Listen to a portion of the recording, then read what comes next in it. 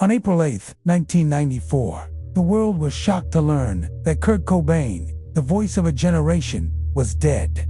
The official ruling was suicide, another tragic addition to the infamous 27 Club.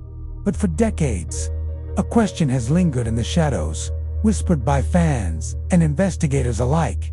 Was it really suicide, or was it murder? Today, we're diving deep into the evidence that suggests there's more to this story than we've been told. Let's start with the most glaring piece of evidence: the heroin dose. The toxicology report found Kurt had 1.52 milligrams of heroin per liter of blood in his system. That's 3 times a lethal dose, even for a heavy user. The common argument against suicide is simple. Would anyone be capable of injecting such a massive amount of heroin and then have the coherence and strength to neatly put away their drug kit, pick up a heavy shotgun, position it, and pull the trigger? Many medical experts have stated it would be nearly impossible, as an overdose of that magnitude would cause immediate incapacitation, if not instant death. Then there's the shotgun itself. When police arrived, the shotgun was found resting on Kurt's chest. But here's the strange part. There were no legible fingerprints found on the gun. Not on the stock, not on the trigger, not anywhere. Think about that. In the act of taking one's own life, it's highly unlikely a person would think to wipe down the weapon. The absence of prints raises serious questions about who last handled the gun. The shell casing was also found to the left of Kurt's body, which some ballistics experts say is inconsistent with a self-inflicted shot, arguing it should have been on his right. And what about the note? The famous suicide note is one of the most debated pieces of evidence. Most of the note reads like a farewell letter to the music industry and his fans, expressing his disillusionment with fame. It only appears to become a suicide note in the final few lines, which seem to be written in a different, hastier handwriting.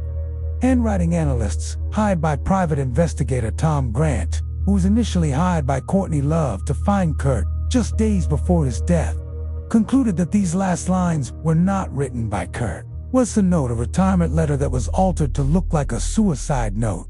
Tom Grant's investigation uncovered a web of inconsistencies.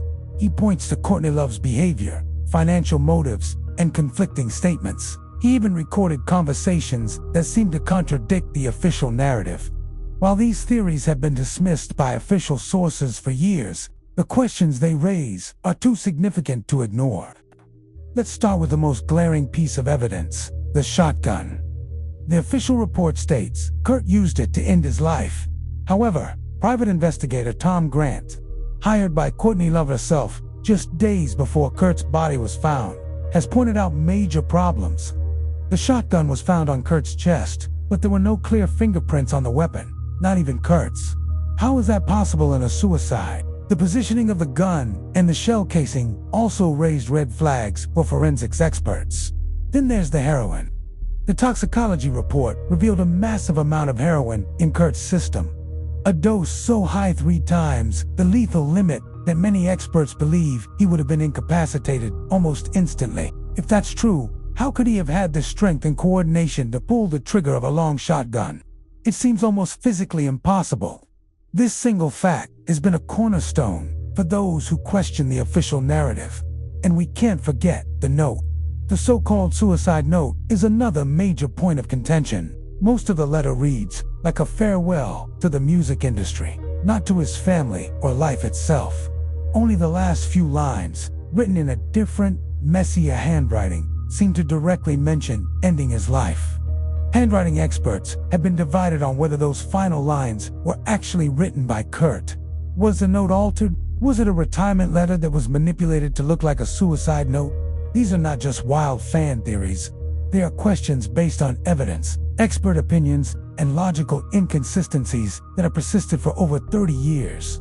The official case was closed quickly, perhaps too quickly, leaving a trail of unanswered questions that demand a second look. What really happened in that Seattle home? We may never know the full truth, but the doubts surrounding Kurt Cobain's final days continue to haunt us. What do you think? Let me know in the comments below.